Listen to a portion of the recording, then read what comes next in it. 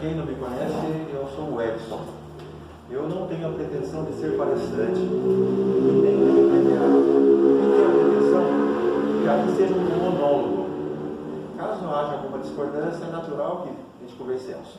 Eu não quero chegar aqui falar e tomar como verdade. Não tem problema aqui. Por isso eu gosto de espiritismo. Você pode pensar ao contrário e cheguemos a um denominador comum. Tá? Hoje, essa semana aqui, eu procurei estudar algumas coisas para fazer uma palestra que seja de cunho geral, de conhecimento geral, falando um pouco da história da humanidade, dando uma resumida rápida e encerrando com o espiritismo, para que a gente tenha uma visão mais abrangente. Então, vamos conversar? Está aberto aqui para qualquer interferência, tá bom, amigos? Tá, vamos lá. Eu vou começar com uma frase, e essa frase ela tem bastante a ver com a sequência da palestra. Bem, o pai da química moderna, Antoine Laurent Lavoisier, ele diz assim: na natureza, nada se cria, nada se perde, tudo se transforma. E realmente por aí. Bem, então, o espiritismo ele tem três pilares. Tem a ciência, a religião e a filosofia. E Allan Kardec diz assim: quando o espiritismo crê em tal coisa, mas a ciência prova ao contrário, fiquemos com a ciência. Porque a ciência não bate de frente. Então, eu buscando ver aqui. Segundo a ciência, a espécie Homo sapiens surgiu há cerca de 350 mil anos no leste da África e adquiriu comportamento moderno há cerca de 50 mil anos. Eu vou fazer aqui, depois vai ter uma sequência porque eu tudo isso aqui. Tá? Aonde eu clico aqui? Não, aqui, né? Tá. No século XV, final da Idade Média, a população era mais ou menos em 550 milhões de pessoas. Nessa época, a expectativa de vida era entre 35 e 40 anos, mas a mortalidade infantil era avassaladora, porque morriam de qualquer coisa, tá? Isso é uma história da humanidade. Assim, compreendemos a Idade Média entre o século XV e o século XV, que foi marcado pela queda do Império Romano no ano de 476, onde os turcos tomaram conta de Constantinopla, porque até então era o Império Romano que dominava tudo, dominava aquilo, tá? Porque o homem tem mania de achar que ele está no controle. Lê-lo engano. Na Idade Média, a Terra era constituída da seguinte forma: primeiro, a Igreja Mãe, a Católica. Depois, os reis. Depois, o povo. A Igreja dizia que isso constituía a Santíssima Trindade. Mas veja muito bem, a Igreja sempre teve um poderio muito grande, a Igreja Católica. Tá? E aqui, eu não estou falando mal não, é só história. História, eu também fui católico durante 20 anos. Mas quando ela coloca Santíssima Trindade, ela, Pai, Filho e Espírito Santo, ela sempre no topo. Tá? Depois surgiu, na sequência, depois da Idade Média, surgiu os senhores feudais, onde a igreja era chamada de a Senhora Feudal, por ser a maior detentora de terras, que conquistavam-se terras, doavam para a igreja na pretensão de que a alma fosse, de alguma forma, ter uma graça de possuir o céu. Nessa época, acho interessante, nessa época, a arquitetura que predominava era o gótico. E é interessante que até hoje a humanidade vislumbra com isso. Gótico são aquelas arquiteturas das catedrais. E são lindas. Mas eu acho interessante como o homem, na sua pretensão, ele faz coisas achando que é para o seu prazer, e na realidade isso serve para a história.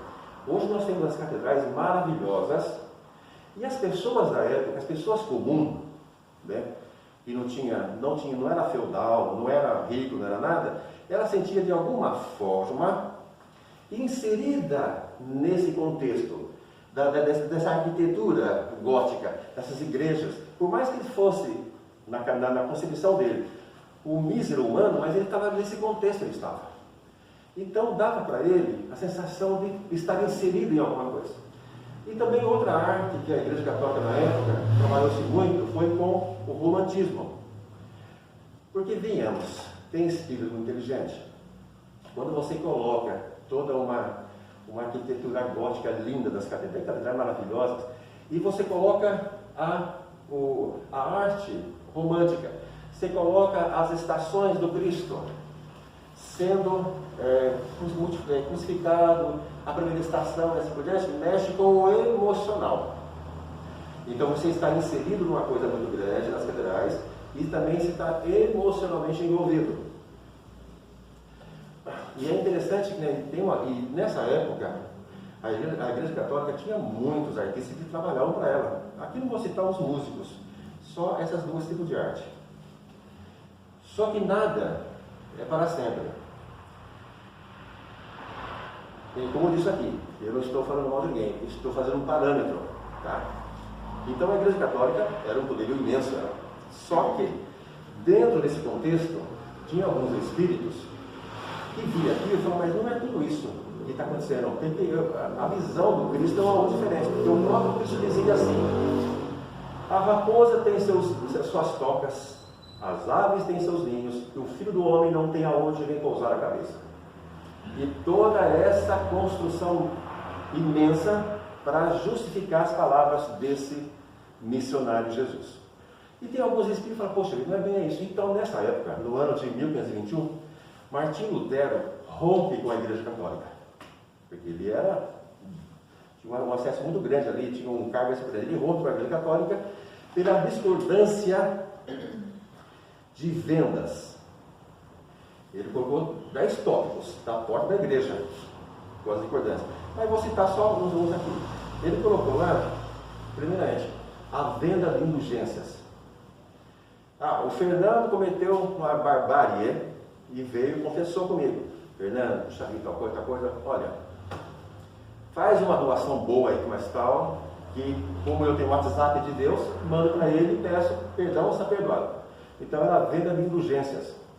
A outra coisa que Martinho Lutero também denunciou era a venda de cargos eclesiásticos. Isso é história. Isso é história.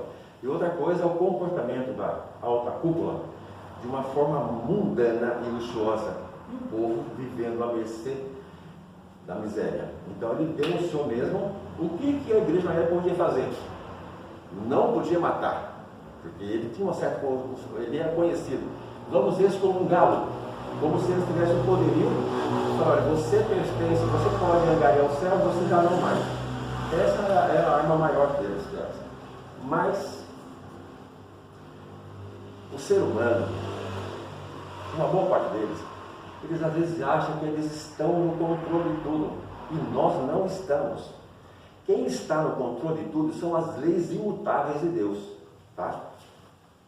E assim, bem, isto foi em 1521. E o ser humano, ainda não contente com essa época aí, da Idade Média, dos senhores feudais, tipo assim, se o René, ele tivesse uma certa influência, então ele doava-se para ele 30, 40 mil alqueires de terra, ele constituía um feudo para ele, onde ele tinha as pessoas que trabalhassem para ele e assim por diante.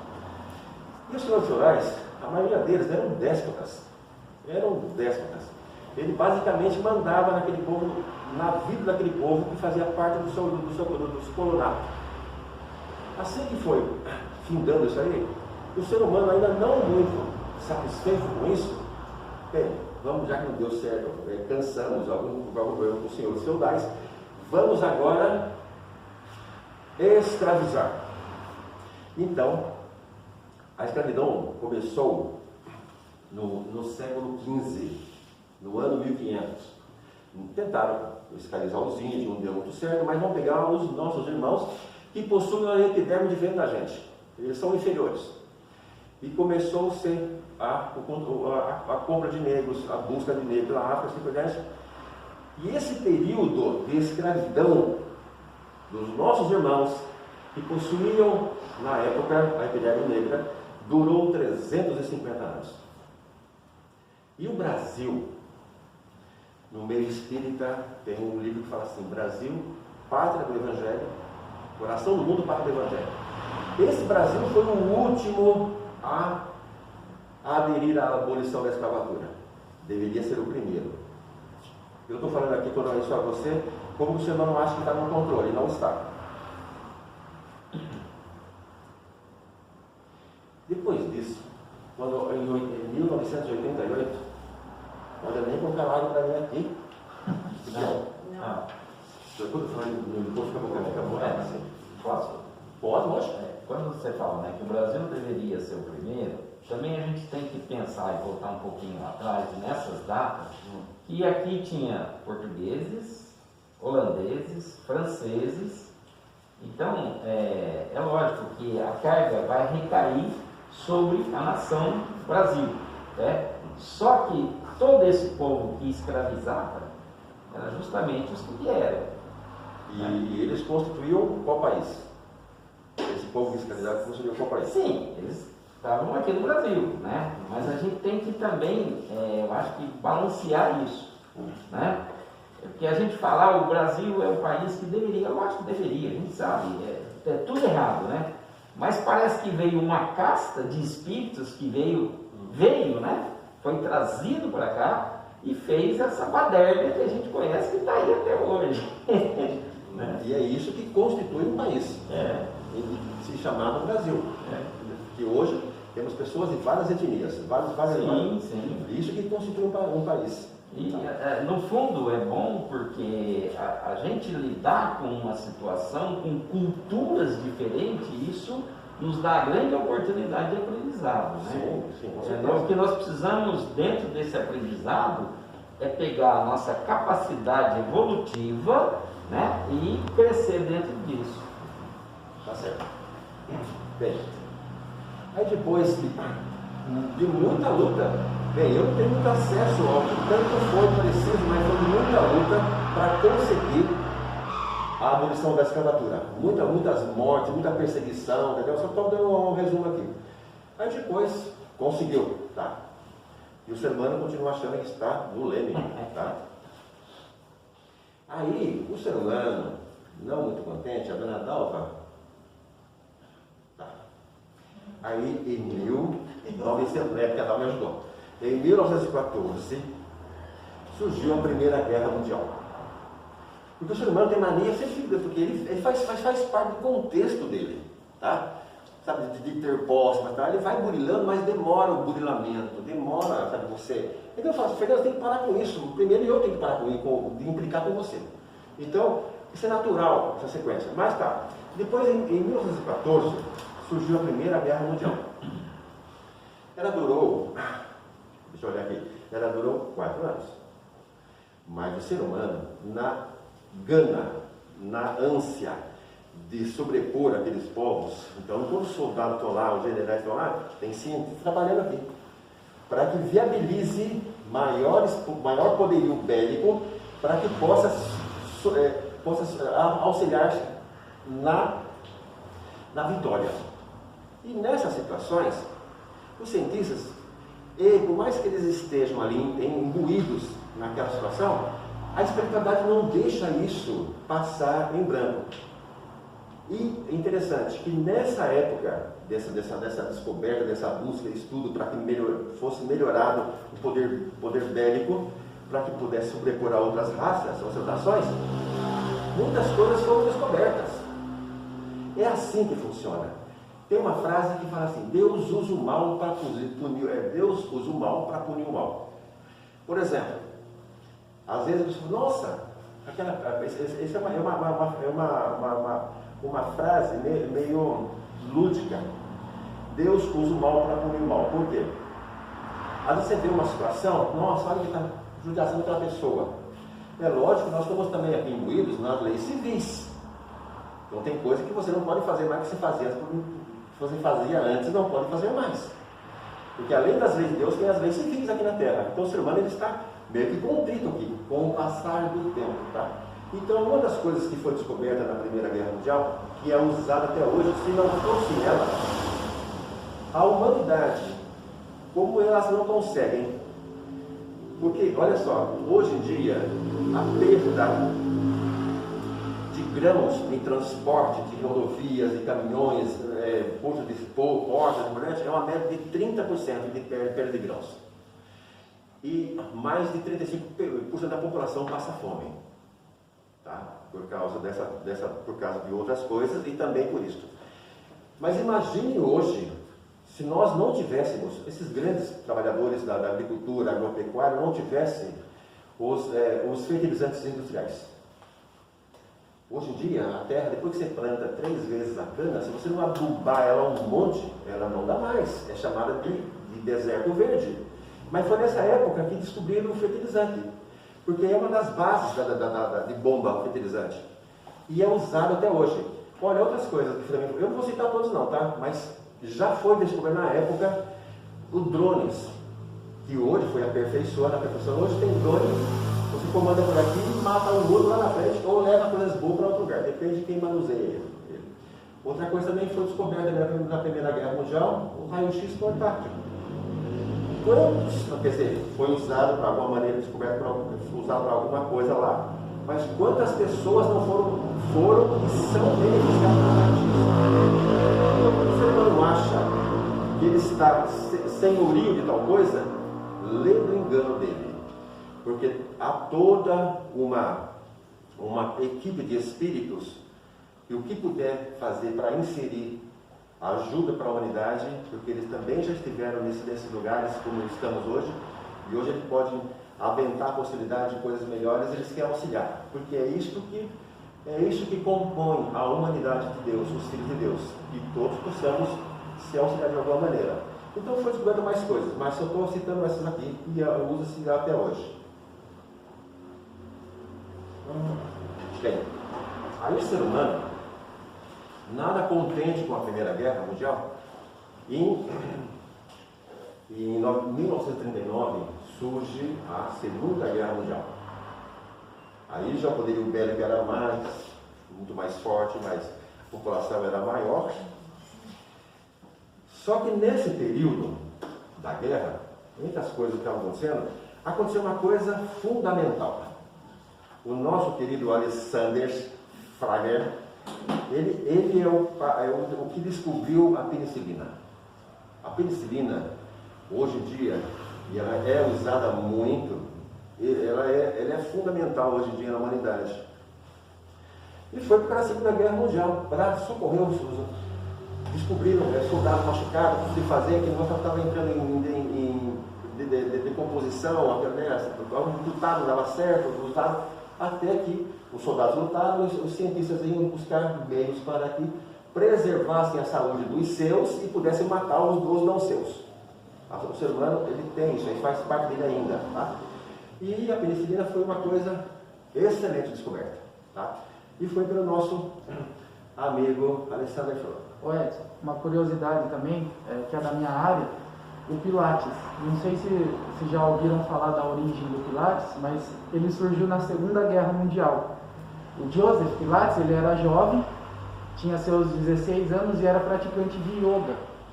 E ele foi, né, convocado para a Segunda Guerra Mundial, se não me engano, na Alemanha. Só que ele não tinha nenhuma habilidade assim de combate. Então, ele começou a tratar os soldados feridos através dos conhecimentos dele do yoga e adaptando com as ferramentas da guerra, blocos, cordas, camas, e esse tratamento dele ajudava os soldados a se recuperarem. Então é o que você está falando, né? O que vale é a intenção da pessoa que vai levar ela por outro caminho.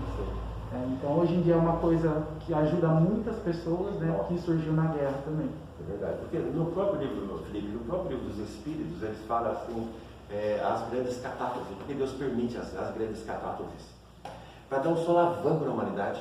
Mas já que já surgiu isso é uma das coisas que eu nem imaginava. E quanto que auxilia hoje o Pilates de pessoas que têm problema de artrite, não sei, você entende melhor do que eu, sabe? Chegou a uma certa idade, Fernando, você então daí, você tem que fazer Pilates, eu sou jovem, fazer Pilates, esticar aqui, esticar lá, ele deve ser uma delícia, deve achar mesmo que você não imaginava que tinha músculo.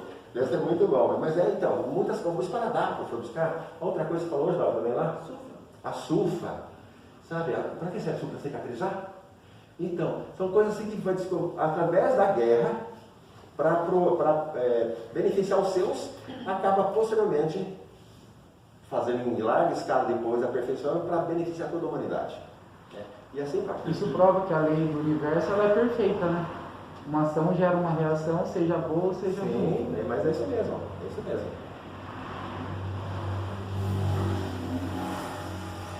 Aqui, deixa eu ver para você aqui. Tá. E também depois da Segunda Guerra Mundial já tinha descoberto em 1918 a penicilina, depois foi criada uma gama de antibióticos. E hoje a humanidade não consegue conviver sem antibiótico. Então é interessante, né? Porque a evolução ela vai se fazendo de moldão. Não interessa como que vem, mas ela vai se formando, porque o homem encarnado, o espírito encarnado, ele acha que está no controle. Eu engano, como eu digo. Tem um controle maior. Tem um controle maior. A humanidade ela é impulsionada em direção a patamares de bem-estar independentes aqui, das atrocidades, da ignorância e dos desajustes psíquicos e emocionais. Ele acha que está fazendo. Está fazendo um certo, podia mais estar fazendo, tal. Usam. Você pega uma coisa interessante. Um dos reis mais famosos da Bíblia, chamado Nabucodonosor, ele era uma potência, aquele cara. Tinha um ego maior do ego do argentino, muito grande, entendeu? O ego dele. Mandou fazer uma estátua, não sei de quantos andares, quantos metros e tal. Era terrível. Ele que mandou queimar Mesaque, Abednego e outro, não sei se o nome lá, naquela fornalha, mas tal, ele era terrível, era. Só que o abuso do livre-arbítrio dele foi tanto que ele criou uma obsessão tão terrível, e ele ficou durante 6, 7 anos vivendo como um animal no mato, porque era uma obsessão terrível. Porque chegou a hora que o seu livre-arbítrio é tolhido. Peraí, calma aí, você não é tudo que você acha não que é. Então, nesse caso, você não tem poderosos perante as leis de Deus. Não tem poderosos, tá? Vamos lá agora. Uma outra coisa interessante. E no final, eu vou falar, aí eu vou entrar com o espiritismo, tá bom, Pedro? Tá bom? Bem, no ano de 1932, você hoje mulher, adquiriu, apesar de muitas lutas, o direito de votar. Até então, o homem achava que só ele era capacitado em escolher os destinatários para reger uma nação. Só ele que era. Mas você olha bem, qual é o seu nome? Fernanda, você olha bem, a culpa, entre aspas, ela vem lá de trás. Você pega, por exemplo, a história bíblica. Deus pegou o barrinho, constituiu Adão, soprou, fez o homem.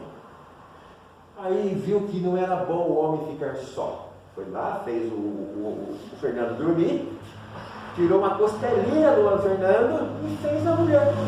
Quer dizer, já fez dela. Quer dizer, você é inferior a mim. Então a história vem. Você pega, por exemplo, quando pegou a mulher em estado de adultério. Filho, ela estava cometendo adultério sozinha? Cadê o rapaz? Cadê o outro lá? Então a humanidade vem nessa sequência de subestimar o sexo feminino. Mas a evolução não perdoa. Bem, aí, apesar de muitas lutas, em 1932 a mulher adquiriu o direito ao voto, com muitas lutas, por o homem ter a petulância de se sentir superior. E hoje nós sabemos o papel fundamental que a mulher tem na sociedade. Na situação que estamos vivendo, qual é o seu nome? Wanda. Na situação que estamos vivendo, Wanda, tem muitas mulheres que mantêm os seus lares. Pais que, desnaturados, largam da casa, abandonam, não pagam pensão e elas se viram um monte. Tem mulher que opta por não casar e ter uma vida independente, normal. Tem umas que optam em casar, ter filhos também. Prova-se que a mulher é um ser igual ao homem, se não for mais competente em muitas coisas. E foi através de muita luta que ela pôde voltar, a mulher.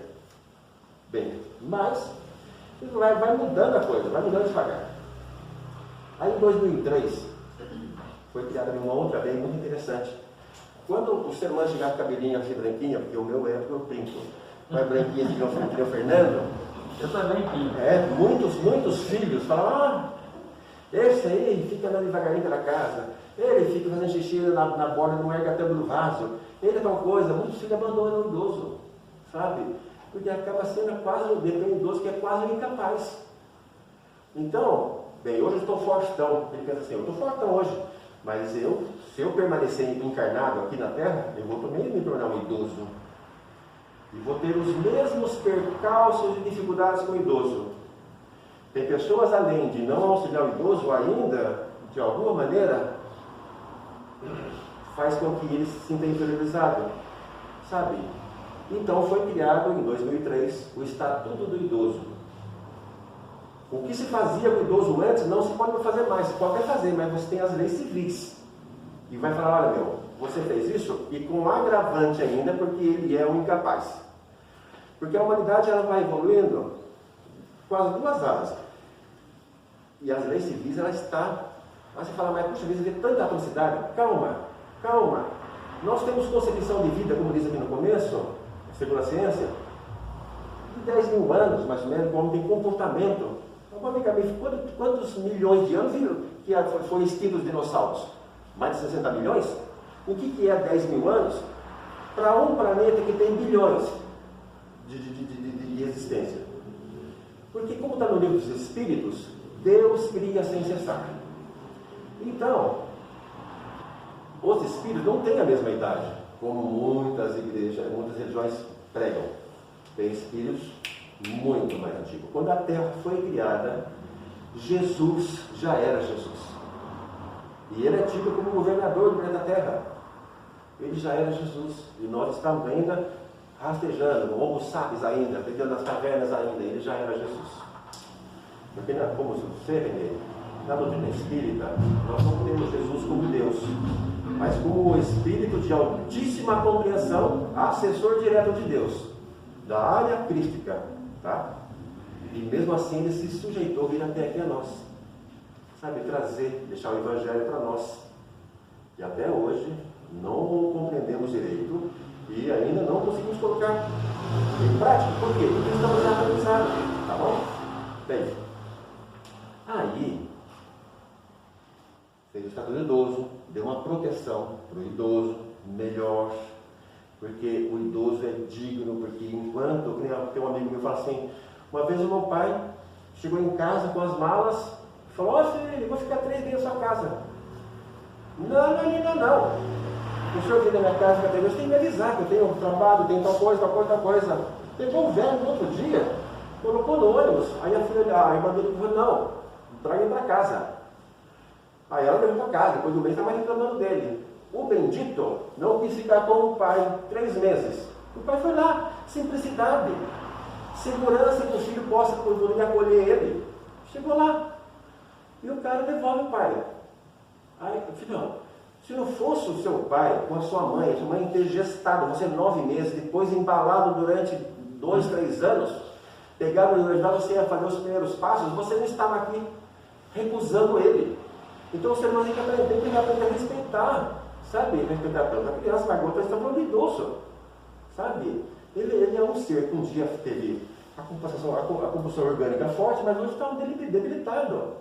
Se ele vai na sua frente atravessar uma rua, sabe, tenha paciência com ele. Se ele vai subir na sua frente, tenha paciência com ele, respeite. Você também, se você não morrer, será um idoso. Não é não? Mas agora vamos fazer o seguinte. Daqui a pouquinho eu acabo, tá?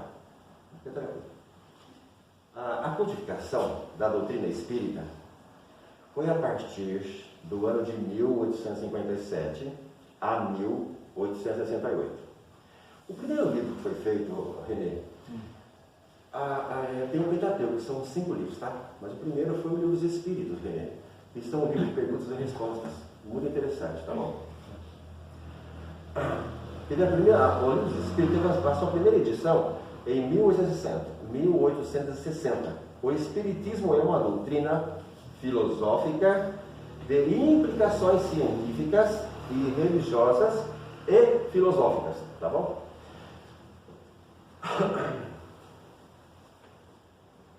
A pessoa espírita, no caso, quem acredita na doutrina espírita, funciona, a pessoa espírita, ela tem como base para ela, primeiramente, a existência e a unicidade de Deus, ou seja, a constituição de um Deus único. Tá? Ele crê. No livro dos Espíritos fala o que é Deus. No livro dos Espíritos, aí ele fala assim: Deus, a inteligência suprema, a causa primária de todas as coisas. Então ele é supremo em tudo.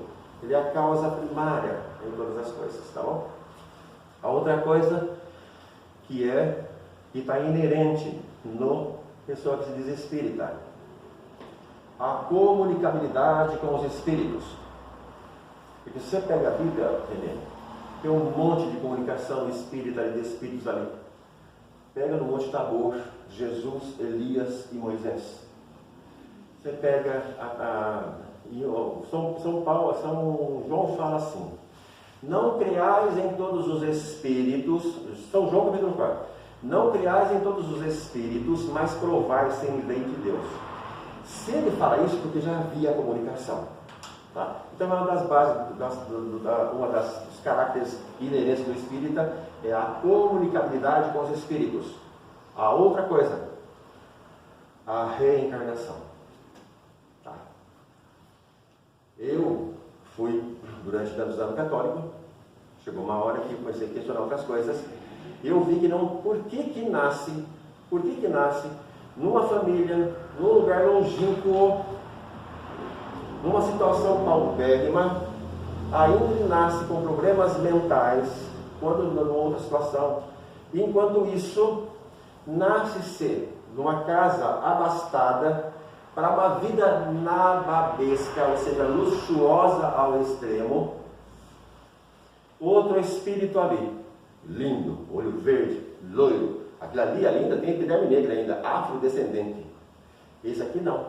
Bem, se não existem várias experiências, então a Bíblia mente, porque a Bíblia diz assim: Deus não faz acepção de pessoas. Se ele lá nasce naquela condição e nasce em outra condição, ele está fazendo acepção. Então os espíritos não têm a mesma probabilidade e as mesmas dificuldades.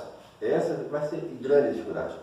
Mas como o espírita é provado que nós temos várias experiências reencarnatórias, o mesmo espírito, como nós acreditamos que João Batista foi Elias, isso é Jesus, mas Jesus fala, mas Elias já veio e não o reconheceram. Estava falando de João Batista. Uma pessoa que seja misógina, que não gosta de mulher, que acha a mulher inferior, e pauta a tua vida sempre com esse sentimento, ele vai findar o seu corpo aqui, e o espírito sai. Lá depois passa por algumas situações, ele vai ver que aquele espírito feminino que estava habitando por hora, aquele espírito que por hora estava habitando com o feminino, tem as mesmas importâncias que ele. Aí ele fica um certo tempo lá, e ele pede: olha, eu quero trabalhar com esse sentimento, dessa repulsa, desse sentimento de inferioridade com o sexo oposto. Esse mesmo espírito pede uma experiência num corpo feminino, para que ele trabalhe com isso, ele sinta como que é ser mulher. Mulher é muito mais perspectiva, mulher tem um sentido mais apurados, mulher é mais sensível, mulher acarenta o filho no colo, mulher sente as dores do parto, que coisa que o homem não sente. Então, assim por diante, tá bom? Bem, então, essa é uma das 3 caracteres inerentes do espírito, acreditar na reencarnação. Aí prova que ninguém vai para o inferno, ninguém fica eternamente no inferno, porque se existisse inferno, se existisse o chamado demônio, Satanás, que quer dizer o adversário, Deus não seria Deus, porque Deus, ele é onisciente, ele é onipotente e ele é onipresente. Então o mal não existe, o que existe é a ignorância, tá bom? Quando Jesus estava lá, René, na cruz, crucificado, ele estava já para ser retirado do espírito do teu corpo, ele disse assim: Pai, perdoai-vos, eles não sabem o que fazem. Ele não disse assim: Pai, perdoai-vos, eles são maus, mas vão aprender. Não. Eles ignoravam, como muitos até hoje ignoram Jesus, ou seja, os seus ensinamentos. O que ainda a gente tem que, com o passar das experiências, é ultrapassar o estado de ignorância. Compreender que eu não preciso andar abraçado com você. Se eu não consigo amar você, eu tenho que respeitar você. Os seus direitos, sabe? Você como pessoa. Para que um dia, uma existência qualquer, uma experiência qualquer, eu possa amar você. Sabe? Então, porque tudo é galgado, morosamente, porque o Espírito é imortal. A eternidade está aí. Cabe a cada um de nós a pressa. E não adianta me falar: ô Fernando, como fazer você? Eu posso ser hipócrita, soar hipocrisia. Fernando, eu respeito você, tá? Em algumas coisas me dou bem com você, em outras coisas me dou bem com você. Vamos pautar nossa conduta no que está bem. Isso você não é ser hipócrita, isso está sendo coerente com os seus sentimentos, tá bom? Então, por isso é importante a reencarnação.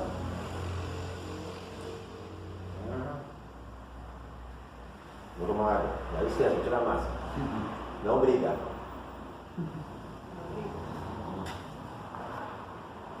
Por isso que nós teremos centenas e centenas de experiências, mas o Espírito é o mesmo.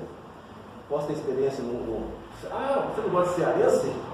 Você acha que é outra coisa? Odeia cearense, odeia judeu, odeia negro? Vamos ter experiência nesse corpo, porque não funciona. Então você aprende a trabalhar com isso. Então, a gente pode teremos muitas. Porque é o seguinte, René, nós já fomos judeus, tá? Experiência, mesmo espírito, tendo experiência como um judeu. Já fomos árabes, já fomos ricos, muita grana, fizemos muita bobagem. Já fomos pobres também, já maldizemos a Deus pela pobreza também. São experiências que o espírito vai galgando, vai adquirindo, e ele vai saindo, sabe, com o passar dos milênios. Ele vai compreendendo a base do seu esforço, de muita luta, a importância dele perante o Criador. Nós somos muito importantes para Deus, mas muito importante. Tão importante que ele designou, pediu para Jesus: filho amado, você vai lá? Aí Deus olhou aquele globinho aqui, que a nossa galáxia possui bilhões de planetas, e é uma das menores. Nós estamos lá numa poeira cósmica. E quando Jesus se prontificou na vida aqui, trazendo o Evangelho para nós, nessa galáxia, aonde está o planeta Terra, virou o centro da galáxia. Imagine a estirpe desse espírito chamado Jesus. Jesus, nós não temos como designar, sabe, a sua compreensão, a sua evolução. Nós não temos. Teremos um dia, mas a partir de muitas experiências aqui, eu como mulher, eu como homem, eu como tal coisa, e assim por diante, e trabalhando com isso, tá bom? Bem, estou acabando já no René, tá bom? O que nos afeta hoje, temos que reavaliar nesta experiência, ou o que me afeta hoje? Ai, não sei, eu não consigo tal coisa, sabe? Tenta trabalhar. Se você não conseguir reavaliar a situação, ver por um outro ângulo, porque você vai ter que trabalhar numa outra, porque é para o seu próprio bem, tá bom? Então é assim que funciona para a nossa evolução. Temos o nosso livre-arbítrio, sim, mas esse livre-arbítrio não passa de remos nesse barco. Aqui estou falando em metáfora, tá bom? Esse aqui é o barco, esse corpo, onde está o meu espírito. O remo é o nosso livre-arbítrio. O Fernando é meu pai. Ele está naquele barco ali por hora como pai meu. Eu estou aqui como filho. Ele tem o livre-arbítrio, eu tenho o livre-arbítrio. Nós estamos inseridos num rio. O rio é uma programação reencarnatória. Bem, você vai nascer como filho do Fernando, você tem coisas a se acertar entre vocês. Então, porque esse rio, se vocês trabalharem bem, ele vai desaguar no mar. O mar. Aí vem eu, como filho do Fernando, quando é pequenininho e tal, tenho uma certa repulsa por ele, assim por diante, vou crescendo. Não suporto, Fernando. Devido a algumas coisas, e outra vida. Porque algumas coisas, isso vem de acertos de vidas pretéritas, muitas vezes. E aí o que eu faço? Eu tenho o meu reminho de livre-arbítrio no meu rio. O rio é a programação reencarnatória. Eu quero remar longe do Fernando. E saio e vou num outro lugar mais calmo, babá. É errado? Não. É o seu livre-arbítrio. Só que o que tem a acertar entre vocês ainda, se não for nessa, terá uma outra oportunidade. Porque esse rio vai ter que levar esses dois barcos, metaforicamente falando, né, esses dois espíritos para desaguar no mar. No mar e ao plano divino. Muitas pessoas falam assim: eu casei para sair de casa. Não aguentava mais o meu pai. Não aguentava mais ele, toda coisa. O meu namorado me apaixonei e casei. Ai, graças a Deus, me livrei dele. Passa-se 6 meses, 10 meses, a paixão é quase igual chicletes, vai perdendo o docinho. E aí ela vê que as muitas coisas que ela não gostava do pai, está no marido. E aí, devido à situação, está com o filho já, ela não estudou, não buscou uma profissão, muitas têm que se sujeitar, e muitas se sujeitam. Então, apenas remou longe do pai, mas encontrou à deriva um outro barco que tinha coisas parecidas com aquele um que ela saiu fora. E assim a gente vai aprendendo, certo? Nós estamos sujeitos a sermos conduzidos, por mais que rememos. Como é que se tenta sair fora da situação? Por mais que rememos, vai sempre prevalecer, será o propósito e as implicações reencarnatórias. Se hoje você não consegue acertar isso, numa próxima você vai ter mais coragem, mais força e mais conhecimento para acertar as arestas. Tá? Tá acabando. Por mais que façamos parte, acho que eu passei aqui, não, peraí. Por mais que façamos parte de qualquer, olha só uma coisa interessante aqui, tá? Por mais que façamos parte de qualquer denominação religiosa ou não, tá? O que tivermos que passar, olha, não adianta, por exemplo, isso é opinião minha, hein, pessoal, tá? Opinião minha, tá? Tem muitas pessoas passando por uma situação difícil de saúde. Aí busca cirurgia espiritual. É um direito dela. Mas se aquilo ali é imprescindível para que ela possa alçar voos, para que ela possa almejar posteriormente esse mar, ou seja, essa compreensão maior de Deus, e ela passa, o que os trabalhadores de Jesus fazem? Dá ânimo para ela, dá força para ela. Porque vinde a mim todos vós que estáis cansados, e eu os aliviarei. Aprendei de mim que sou manso e humilde de coração. Então o que os Espíritos fazem? Dá força, ânimo para ela, para que ela passe aquela situação. Então nada, se você tiver que passar por uma situação, o René está passando por uma situação difícil agora, eu sei, muito difícil, tá? Mas se ele buscar força onde tem, que é em Jesus, e como está buscando, vai dar para ele compreensão. E nós não sabemos o que achamos que sabemos, porque quem está no controle sempre é, e sempre foi, e sempre será Deus. Tá?